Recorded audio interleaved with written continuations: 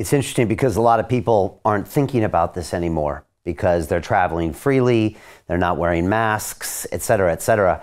And, my guest back in 2020 reminded this kind of totalitarian tiptoe where they kind of take a lot of freedoms away and then give some back. And now we're all really conditioned. If anybody said the word lockdown now, everyone knows the drill. And if everyone knows the QR code and they know this, so we've all been kind of conditioned to a lot of these expectations. And because of the psyops and the nudges now, still the narrative, mostly here and probably in America, and I know you were just in Europe and I'd like to talk about what happened in the parliament, but that is of, the shaming going on with the unvaxxed and, the gaslighting of the vaccine injured. And, it pretty much still is, like you said, 75, 80% of the population of the narrative supported by the media, as you mentioned, is what was done was basically right. And, when they want to do it again, most of the population will be so conditioned, even subconsciously, to snap back in line. And but I would say most people are walking around thinking that will never happen again. Good luck on that. As I recall, there was a poll in the UK about a month and a half ago that looked at how the population perceived these various government responses. And just before that poll came out, I had the pleasure of speaking with Nigel Farage in a couple of different venues, including CPAC. And then, of course, when I visited you, I visited him also. And I see Nigel as a bit of a mentor, as somebody who I can learn a lot from, given the battles that he's been through. And I always listen to what he says. He was making the case that the one clear government overreach that was undeniable was the lockdowns.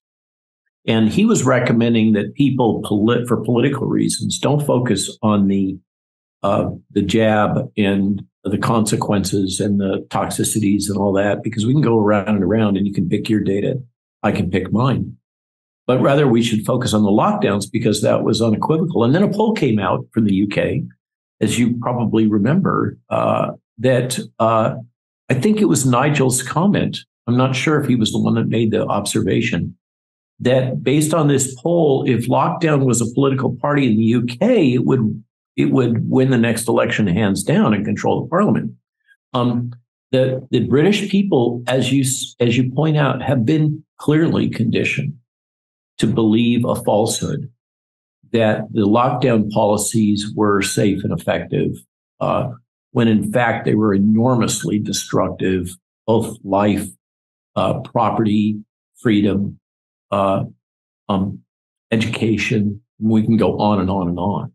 They were just, and no surprise, it was well embedded in the literature previously that lockdowns were not a solution to a public health emergency that now we also see in retrospect was overplayed, that it was not, I like to say, just by, to help people think about things. If this was Ebola, if this was a aerosol transmitted Ebola, and I happen to know that there was war game scenarios played out during the original West African outbreak, that if this was to become an aerosolized Ebola, we would see over 1 billion dead globally. And of course, Ebola is a nasty death. That did not manifest, thank God, and probably never will. Let's hope. But for the sake of argument, the truth is that the Merck Ebola vaccine that I helped work on is a nasty piece of work. You feel like you feel pretty miserable after you take that vaccine. Joint aches, fevers, all kinds of stuff. Okay, it's a nasty vaccine. In our business, the slang is it's hot, and people would line up to take it. If we had an Ebola-like outbreak that was truly a major global health threat of the type that was promoted, that we were told that this was going to be people dying in the streets, mass graves, freezer vans full of bodies, blah, blah, blah, blah, blah. All that stuff that we saw that was hyped, that we now know almost all of it was propaganda. But if that had really been the case, we would not have needed mandates. Even if this is a partially effective vaccine, turns out it's not really effective for much of anything. We're down to arguing about whether or not it has any benefits for long-term sickness, and death. But the data aren't even supporting that. But you would not have had to employ these methods if you had a true major pathogenic risk. That, I think, is one of the most troubling things to me, is how they got it so wrong about the risk that we were facing and use that to justify all these policies, including the economic ones. It is hard not to go down conspiracy row. When you confront the kind of gross overreaction to the nature of the pathogenic threat. And it's really hard not to conclude that there were multiple ulterior motives here at play. And so if that's the case, even if we have to say, well, there's a 60% probability that there were other agendas, just trying to be a centrist on this. Personally, I think it's way more than 60%.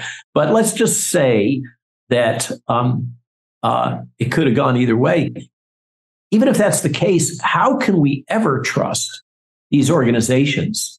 Again, how can we ever trust our governments? And this gets to, they're having to be dragged kicking and screaming to transparency. Recently, we had, I think at the beginning of this week, some amazing disclosures from Australia, consequent to a Freedom of Information Act from a conservative MP. And of course, we had the lockdown files from the UK and the Twitter files from the United States and the various disclosures from Canada.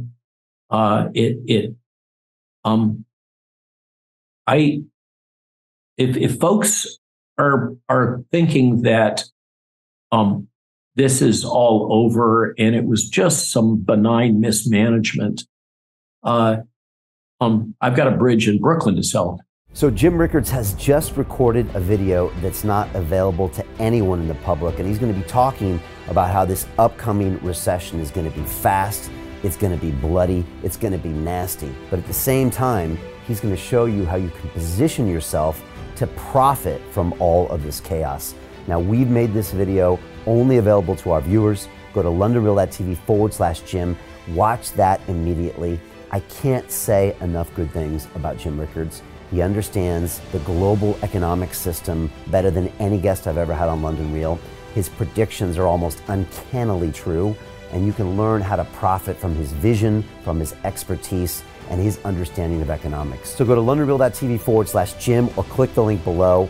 It's an excellent, excellent look on what's going to happen in the future and how you can position yourself to profit from that.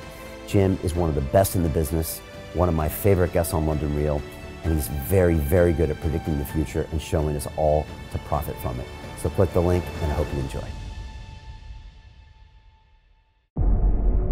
The greedy bankers are about to do it again. In 2008, they crashed our financial system and nearly bankrupted the entire global economy. Then they received trillions of dollars in government bailouts.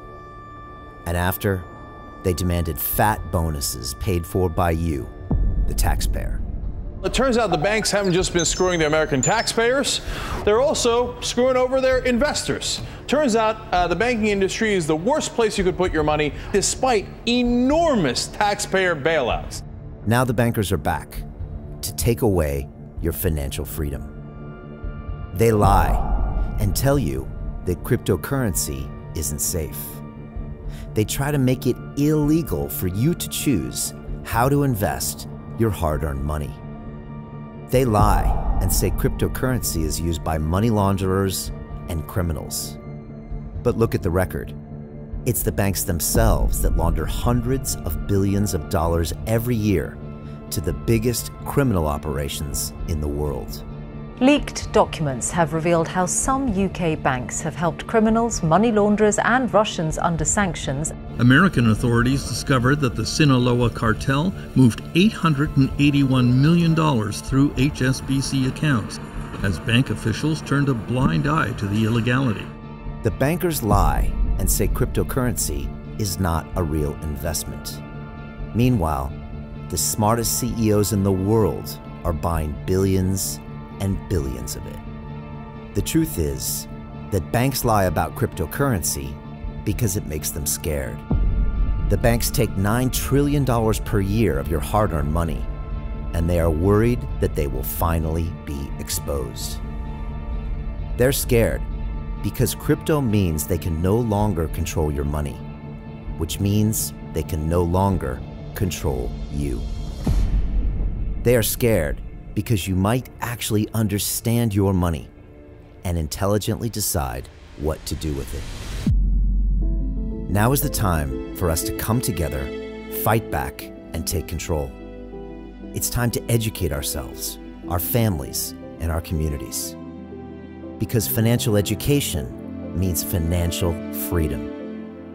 We know that cryptocurrencies will help us build the new decentralized financial system of the future. A banking system that is of the people, by the people, and for the people. A banking system where access to finance is a fundamental human right. A banking system that is free and fair and welcomes all humans on this earth. The DeFi revolution is happening. We, the people, can no longer be fooled. We choose to take control of our finances. We choose to take control of our freedom. We choose to take control of our future. Join us, and let's take back our financial freedom forever.